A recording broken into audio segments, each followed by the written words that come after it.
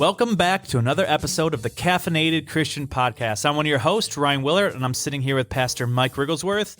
And Bradley, your favorite person, the man with no last name, across the table, on the board. Across the way. Across the table. So how you guys doing today?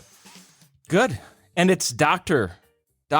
Ryan Willard. It is. It's officially done. As of this recording. What's up, Doc? Just became official. Officially done. Hairline. It's still going, let's be honest. It's not stopping after the work's done. No, it continues. Yeah. Yep. But we have... It gets worse when you have children. Oh, great. Yeah. Great. So just forewarning. Well, let us actually talk about the coffee that we are drinking. Yes. There's the music. I forgot which one it was. There, we're back with the music. Ooh.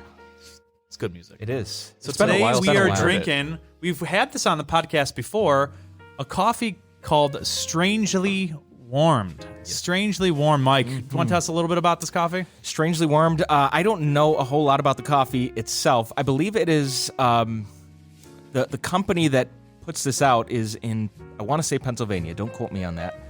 But the title, Strangely Warmed, if you are into church history, things like that, it is pulled directly from a quote of John Wesley. So John Wesley heard a reading of Martin Luther's commentary on the book of Romans at Aldersgate, and he found his heart strangely warmed. Like he had this spiritual experience, and he was forever changed by that encounter. And that's what it's kind of the impetus behind John Wesley's the Methodist movement that he spearheaded.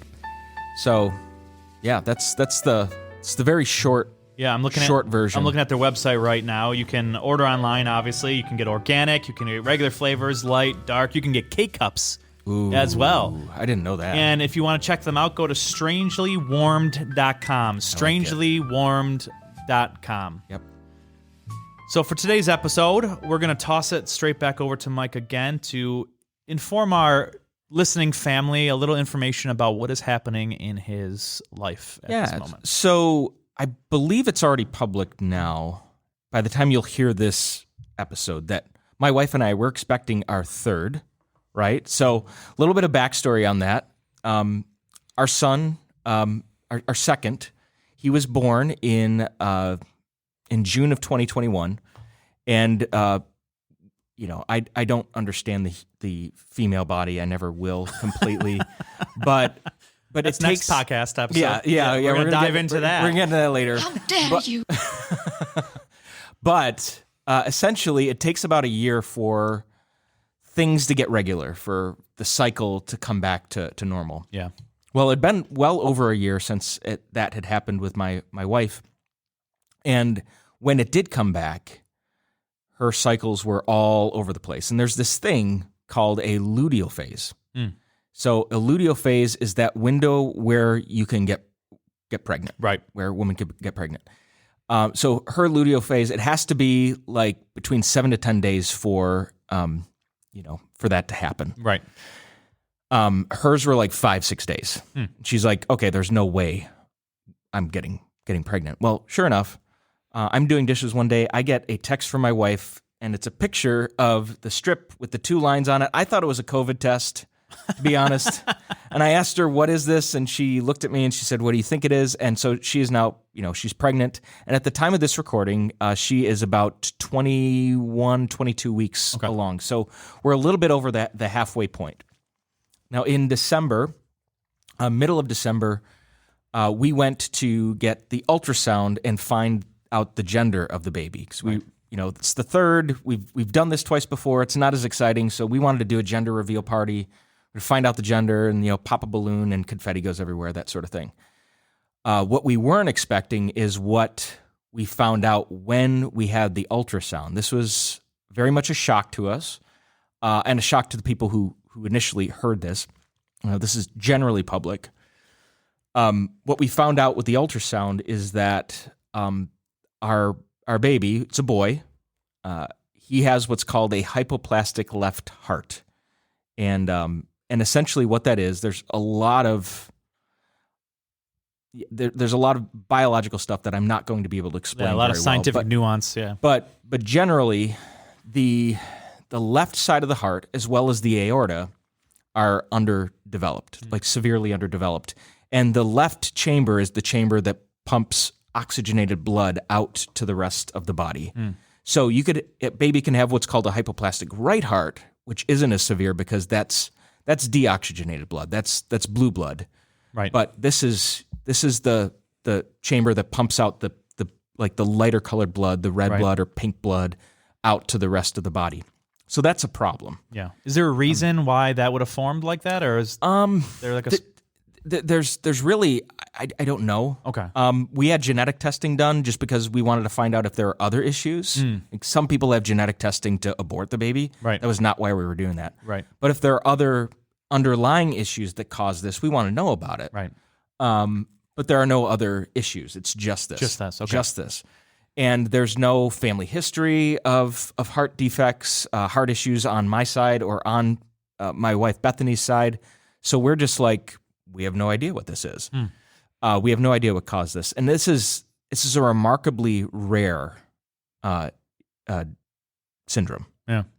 It is 1 in 3,800 odds. Jeez. 1 in 3,800. So, yeah, we heard this news. Obviously, it was a shock to us. We kind of like when we found out they pulled us into another room and the doctor walked us through everything. And then as soon as she left, we just like crumbled.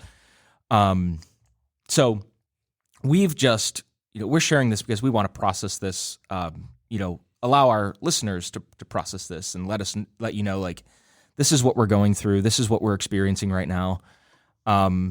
So yeah, I don't have a ton of additional commentary, but we did want to let our listening base know. So hey, like if you are a praying person, be praying for us because there's a lot of stuff that goes into this. Yeah, this isn't just like hopefully he's born. This is years of a process, right? So yeah. There's a lot that goes into this. So once he's born, so he's going to be delivered in Rochester, which is about an hour outside of Buffalo, and they're a really good. There's a really good pediatric hospital there called Strong's. Oh yeah, and they specialize in, pediatric care, really good pediatric care for newborns, and so altogether there'll be 3 surgeries that our son will have to undergo. The first one. What will essentially happen is they're going to, it's going to be within the first 2 weeks. So between 3 to 10 days, whenever the surgeon who's going to do the surgery is available, that's when he's going to go in. It's the most important surgery. It's the most complicated one. It's also the most dangerous one because it's so early on in the child's development. So if he gets out of that surgery and he recovers from it, okay, we're pretty much in the clear. Okay. For the most part, in the sense that, most of the risk is gone. Okay. If that makes sense. Yeah. The second surgery is going to happen between 4 to 12 months, probably around 6 months, depending on how long it takes for him to get enough strength to have the last surgery. So the longer they can wait, the better, because then he can get his strength to have the surgery. Right. So we'll have that second surgery before he's 1, definitely before he's 1 year old. And the third surgery, there's a third one, that's going to happen before his 5th birthday. Yeah. So once those surgeries are done, for the most part, he'll be a relatively normal kid. And essentially what they have to do with this surgery, these 3 surgeries, is they have to turn a 2 ventricle system into a 1 ventricle system. Oh, interesting. Yeah. So they don't replace anything per se, but they reroute the plumbing, right, so that it's functioning. Do they take the right ventricle and like cut it in half, basically? Yeah, they reroute everything. I can't explain everything that they do. They even take a vein from somewhere else in the baby's body and they put it in the heart. Like, it's amazing what they do. You need a doctor who specializes in that to really give you all the detailed information. Yeah. And somehow, like, the oxygenated blood and deoxygenated blood, they typically stay separate, but in this case, they don't. Like, it mixes together in the heart, and the body is able to work with that somehow. The problem is when you have oxygenated and deoxygenated blood, you get winded quicker. Yeah. Right. So he won't be able to be a track star. He won't be able to play contact sports like football just because there's so much risk. Yeah. So anything that involves contact or anything that involves high endurance, he's not going to be able to do. Maybe a little brilliant scholar coming out of him. Right, Yeah. right. So I'm not necessarily worried about that. But surprisingly, there are kids that have this surgery. They go on to play sports, and there's one patient of the doctor that we saw. He said, I have patients that go on to play basketball, like in high school, like stuff that's physically, somewhat demanding, but that you're able to function pretty well on, after these surgeries are done. Now, it's a little bit scary because they did say there is a possibility, depending, that somewhere along the way he would need a heart transplant. And like the doctor said, hey, we want to avoid that. Right. Because you're basically trading one problem for another. Because when you put a new heart in, there's issues with the immune system. You have to take immunosuppressants. You're more prone to get sick. Yeah. Because your body basically thinks it's trying to kill the new heart to some extent. Yeah, pretty much. Because it thinks it's like this foreign object in the body, so let's get rid of it. Yeah. And so when the babies, let's jump back to the birth. So my wife is due beginning of May, but she's going to deliver the baby a little bit early. So it's going to be more towards the end of April. Be delivered, and the surgery, it's all going to be in the same spot, so we don't have to worry about that. And what they do is they give the baby this medication to trick him into thinking that he's still in the womb. His body into his. Let me just rephrase that a little bit because I didn't articulate myself correctly. So it tricks his body into thinking that it's still in the womb. Huh. Yeah. So there's while he's in my wife's body, he's totally fine because she's supplying everything to him. Yeah. Right. It's all dependent on the mom. But once he comes out, there's that little hole in the heart that starts to close. It doesn't fully close up to like 2 years old.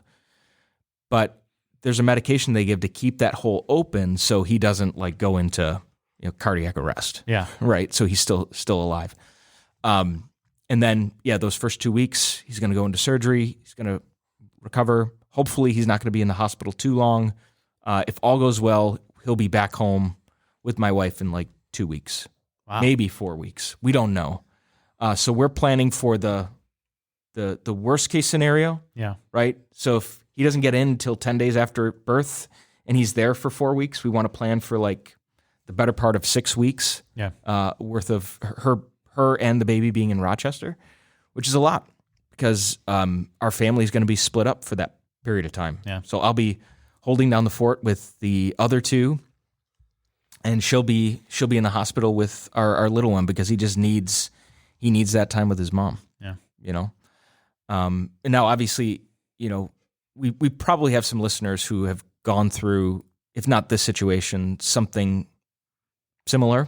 They or someone they love have gone through some type of health crisis, and it raises a lot of theological questions. Yes. Like, what is God doing in the middle of this? Right. Why did God allow this? Right. And to be honest, I don't know the answer to that question. Yeah. What I do know and what I do trust in is who God is. Yeah.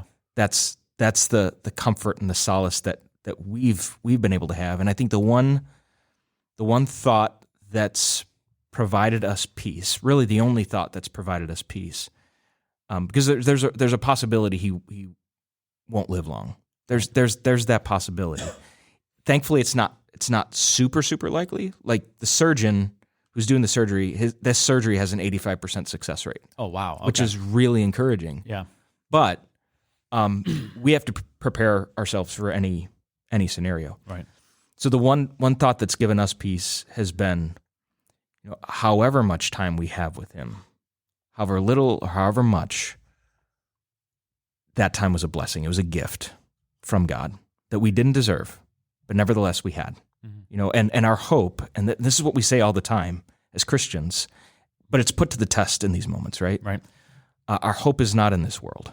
Our hope is not in the circumstances of this world, but it's in Christ, and that he's going to bring renewal of all things. He's going to wipe away every tear. There is a point in time in human history where all things will be made new, and that's what we look towards. So, if we're banking on our circumstances going the way we want them to, we're going to find ourselves perpetually disappointed. But I think what God is going to do is far beyond what we can begin to imagine, even through moments like this. Right. And something that my wife and I had talked about too, I said, look, I have to believe, number one, that God is bigger than a heart defect. So, we trust in that. We also believe that God is a God of miracles. We do believe that. I don't think that's the story that he's going to tell with us. Okay. Not that I don't believe that, but I don't think that's the story God is telling. Right. Paul says in 2 Corinthians 12, right?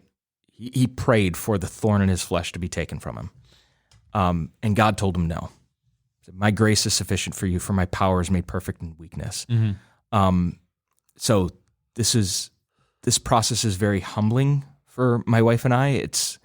It's led to some very fruitful conversations between the two of us, and it's brought us to our knees in a way that we've not really experienced as a couple before. So I have to believe that whatever God has allowed us to go through, he's forming us and he's shaping us. He's building something in us that wouldn't have happened any other way. Yeah. Can I ask you a question on that? Sure. Are there specific, I've seen in my life with friends and family where circumstances, not to this extreme, right, has caused even a divide between the husband and the wife. Right. Have you established any practices to avoid that or to bring you guys closer? Is there anything that you could share with people who might be going through that right now with their significant other? Yeah, I mean, I'm not an expert in that at all, but well, I think it starts with whatever circumstance you go through in a marriage, whatever hardship you face, it's going to reveal the health of your marriage. Whether it's good, whether it's not good. Right. Difficult circumstances have a way of revealing the health of those relationships in your life. So I think in those circumstances don't necessarily create the crisis in the marriage. They just reveal the fact that the marriage has always been unhealthy. So I'm grateful that, my wife and I, before we got married, we had serious conversations about, number one, faith. If, our relationship with Jesus is our number one priority. We're not putting either one of us, we're not putting the marriage ahead of our relationship with Christ. This relationship is placed under submission to Christ. So I think that's the foundational thing. And I think in the church especially, we turn marriage into an idol. We turn family into an idol. Right. But the problem is those things can be taken away in an instant. Yeah. Like if we made an idol out of our children, like we have a child who could be taken away at any point. Like, and it's not just our son who's going to be born in a few months. It's any of our kids. None of us are guaranteed. So none of us are guaranteed tomorrow. And so I think it's just keeping that in perspective. As far as what we're doing right now, it's remarkably simple. Like we're just having honest dialogue about how we're feeling. We're choosing to be vulnerable. And I think that's one of the most important things you could do. And I understand that guys, especially, like we want to be strong. We want to be put together. We want to, be there for our wife and our kids. And there's a place for that. But allow space for you to show your emotion. You need to do that. I think that's important. And we both created space for each other to do that. And I think that's what's really helped. And I think the other element is we have a really good support network. Both my family and her family, all are believers. They all love Jesus, and they've said like we're going to do whatever we need to do to support you. We said like this is what's happening. We don't know what the future holds, and they say, hey, this is where family comes in. This is where we come in to help you. Yeah. So that in the church family, like our church has been overwhelmingly supportive, and just knowing we have those people who are praying for us and kind of in the thick of it with us as best as they can be, has been extremely, extremely helpful. Yeah. So, and that all that shaped how we respond to it as a couple. That and we're like talking about like we're not flying by the seat of our pants as to what the plan is when he's born. Like we have that because of my wife, not because of me. Right. But we have a good strategy going in. We have a strategy going into this, and it's a strategy for the worst case scenario, not for the best one. Yeah. And so if any of you are listeners and go to Mike Church, you can ask for his apology later. He has me filling in one of the Sundays sermons when he's gone. So you just really misspoke there. You said go to Mike Church. Oh, yeah. I need more coffee. Are you caveman now? I need more coffee. That's what I need. All right, Mike, I have one last question for you. Yep. Besides prayer, is there anything that the listeners or the church could do for you? Well, prayer's the biggest thing. The biggest thing. I know my wife has said, because she's my wife, like the best thing the church can do is like if you're a part of our church and you're listening and you're in the area, like just having people to come hang out with my kids while I mow the lawn, like that type of thing. Yeah. Like really simple things, or just like having like community around me. Like that's the biggest thing, because that's what we all need. Yeah. Right. When we're in moments of crisis, we just need the presence of people. Are they too young to teach them how to do yard work? Never. I like Never. Well, if I let him, he'd mow the lawn with me, like he's fascinated by the lawnmower. So that's the biggest thing. Like, obviously my wife is like, hey, like, can you bring them a meal? Because if it's up to me, like what we're doing for dinner, it's going to be a lot of takeout. Yeah. Right. Lots of macaroni, ramen noodles. Mike comes back on the stage and like, who is this guy? Breakfast for dinner. 30 pounds later. Yeah, I know. Roll me out onto the stage. It's going to be like watching Thor in the first Avengers compared pretty to much. Fat Thor. Yeah, basically. It's Mike Lebowski. He goes to do baptism. They have to empty the water so it just doesn't overflow. Yeah. So yeah, I guess that's the biggest thing. Obviously, I know prayer can kind of be this kind of catch-all thing that we do. Oh, I'm praying for you, but really, like, actually, when someone says like I'm praying for you, and they mean it, like that's one of the biggest things you could be doing right now. Yeah. Because just a testament to that, like throughout most of this process, at the time of this recording, this is about 6 or 7 weeks since we found out about this. By and large, we've felt a lot of peace, and we can only attribute that to the Holy Spirit and to the faithfulness of people who have been praying for us. Right. And we're not walking through this pretending that it's all fine. We're not glossing over the challenges that are going to come, but we're able to walk through it with the confidence that God is here with us in it. And that is in part, because we've leaned into the Holy Spirit in our own prayer life, but also the prayers of others. So that's been huge. Yeah, That's good. Yeah.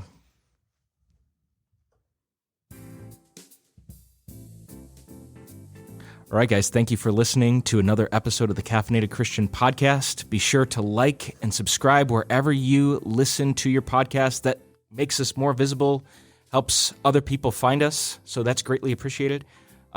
Also, if you have questions, you have something you want us to talk about on the podcast, you can reach out to us via Facebook or Instagram at the Caffeinated Christian Podcast. Thanks so much, guys. Have a great day.